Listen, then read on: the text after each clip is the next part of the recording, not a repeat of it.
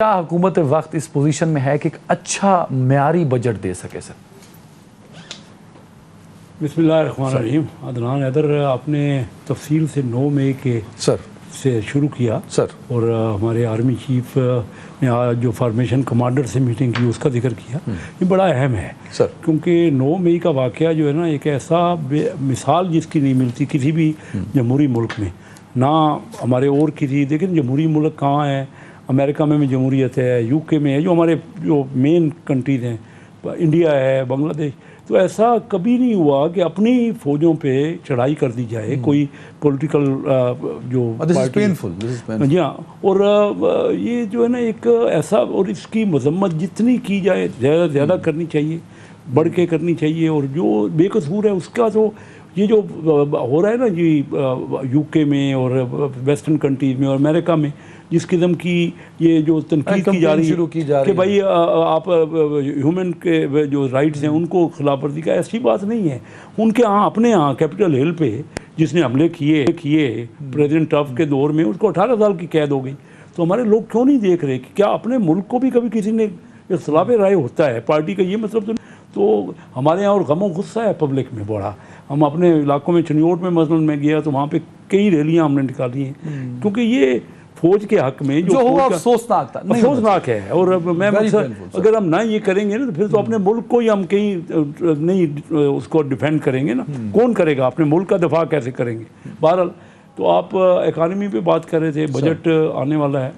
Budget میں انتہائی تکلیف دہ ہمارے پاس معاشی حالت ہے، اور آئی ایم ایف بھی ہم ان سے بھی سمجھوتا نہیں کر پائے.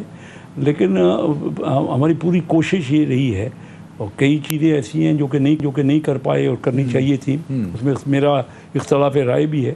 تو تھریڈ بیئر ڈسکس ہو رہا ہے. پہلی بار میں خود بجٹ کی فارمیشن میں میرے سے بھی رائے لی جا رہی. میں اپنا کھل کے رائے دے رہا ہوں. مثلاً سب کو پتہ ہے کہ جو ہمارے پبلک سیکٹر کے ادارے ہیں وہ نقصانات کر رہے ہیں، اس میں کوئی نہیں، اور وہ نہیں ہم سے ہو رہے کہ پرائیویٹائز کر لیں، وہ نقصانات کو ختم کر دیں.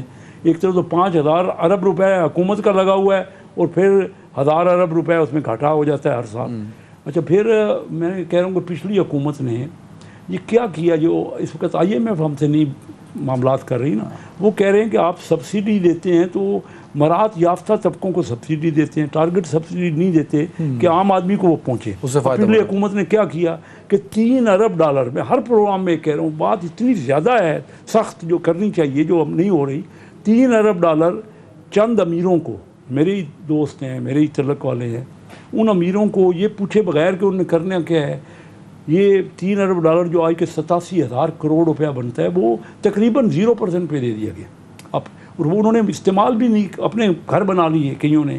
مشینری جو منگائی جانی تھی وہ مشینری بھی آئی تو قابل استعمال، یعنی استعمال نہیں ہو رہی، کیونکہ ہمارے پاس گیس نہیں ہے، ہمارے پاس کاٹن نہیں ہے، ہمارے پاس کیش فلو نہیں ہے. آدھی مشینری بیکار وہاں ہے. وہی پیسے حکومت نے قرض لے لیے 87,000 کروڑ، اور اس پہ 15,000 کروڑ وہ سود بھر رہے ہیں، حکومت بھر رہی. ایک طرف تو امیروں کو اور دیا جاتا نا، ایس ایم ایز کو، کاشتکار کو، کوئی یہاں گروتھ ہوتی اس کو دیا جاتا نا، درمیانے چھوٹی انڈسٹری کو، یا ایکسپورٹ لیڈ گروتھ کو. ہوا کچھ نہیں، رزلٹ نہیں. انہوں نے دکھایا تو یہ کہ ہم ایکسپورٹ بڑھائیں گے، ایکسپورٹ نہیں بڑھی.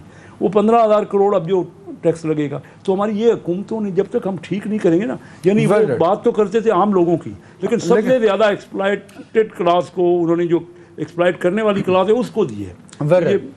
بخاری صاحب، یہ ویسے بڑی اچھی بات ہے. زرداری صاحب نے بھی لاہور میں اس سے ملتی جلتی بات کی ہے کہ for the time being policies جو ہیں وہ فائنینشیل میٹرز پر تو نہیں ہو سکتی.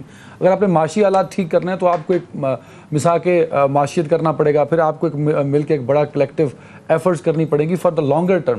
ہم فائنینشیل میٹرز کو دیکھتے ہیں کہ فار شارٹ ٹرم، بھائی میرا ٹینیور گزر جائے، میرے 2 سال گزر جائیں.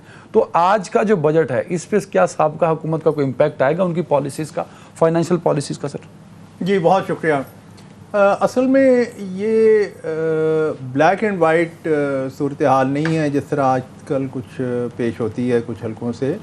یہ جو موجودہ حکومت ہے، انہوں نے شروع میں آ کے کچھ معاملات کو بہتر طور پہ سنبھالنے کی کوشش کی تھی، کچھ کامیابی بھی ہوئی تھی. جب مفتاح اسماعیل صاحب وزیر خزانہ تھے، مفتاح اسماعیل نے ایک راستہ تعین کیا تھا، اور اس کے نتیجے میں آئی ایم ایف کی ایک قسط بھی آ گئی تھی تقریباً $1 ارب کی.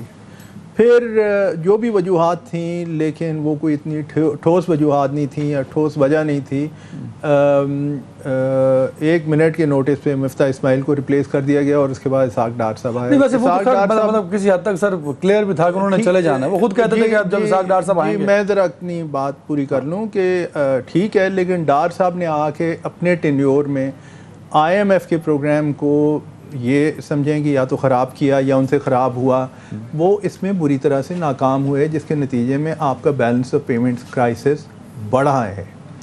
آپ کی بیلنس آف پیمنٹس صورتحال بہتر نہیں ہوئی. اور یہ صرف اور صرف یہ معاملہ نہیں ہے کہ جی IMF آپ کے ساتھ کوئی زیادتی کر رہے. جو پاکستان کے دوست ممالک بھی ہیں وہ بھی ان میں سے بھی سنتے یہ ہیں کہ کچھ ایسے ہیں جو کہ ابھی بھی یہ کہہ رہے ہیں کہ ہمیں مستقبل کے راستے کا تعین کرنا ہے. آپ تعین کر کے دیں اس راستے کا کہ آپ جو مشکلات ہیں ان سے پاکستان کو چھٹکارا کس طرح دلائیں گے. اور ابھی تک حکومت اس سوال کا جواب دینے میں ناکام رہی ہے. بدقسمتی سے یہ بجٹ ایک ایسے وقت پہ آ رہا ہے اور اب تو نئے مالی سال کی جو شروعات ہیں وہ 1 سال پہلے کے مقابلے میں بڑی کم. سال پہلے جب یعنی یہ جو اب موجودہ مالی سال جو اس مہینے ختم ہو رہا ہے یہ جب شروع ہوا تھا تو آپ کے فارن ایکسچینج ریزروز 9 ارب ڈالر سے زیادہ تھے جبکہ اس اگلے مالی سال میں جو 1 جولائی کو شروع ہو رہا ہے وہ 4.3 ارب ڈالر سے بھی کم ہوتے ہوئے دکھائی دے رہے ہیں کیونکہ آپ کو جون میں قرضوں کی پیمنٹس کرنی ہے. اچھا روپے کی ایکسچینج ریٹ کا جو معاملہ ہے اسے بھی مس ہینڈل کیا گیا. ایک پائل اپ ہو گیا آپ کا امپورٹس کا جس کے نتیجے میں آپ کی انڈسٹری بہت بری طرح سے متاثر ہوئی ہے. اس مالی سال میں آپ کا ایگریکلچر اور آپ کی انڈسٹری دونوں جو کہ معیشت کی ریڑھ کی ہڈی کی سی حیثیت رکھتی ہیں یہ دونوں بری طرح سے متاثر ہوئی ہیں. اور آپ کا اوور آل جو گروتھ ریٹ ہے یعنی شرح نمو وہ منفی ہو رہا ہے, نیگیٹو کی طرف جا رہا ہے. ایسا ہی ہے. یہ بہت خطرناک صورتحال ہے اور اس صورتحال کا حل تب ہوگا جب کہ آپ بہت بڑے بڑے فیصلے کریں گے. اس وقت بدقسمتی سے ملک کے سیاسی منظرنامے پہ کوئی ایک بھی پارٹی ایسی نظر نہیں آ رہی جس نے ان مشکل فیصلوں کے بارے میں ابھی کوئی مربوط قسم کی ڈسکشن شروع کی ہو, پبلک میں شروع کی ہو. ہمیں باہر آ کے پبلک سیکٹر کمپنیز چھوٹی اور بڑی ملا کے تقریباً 200 ہیں.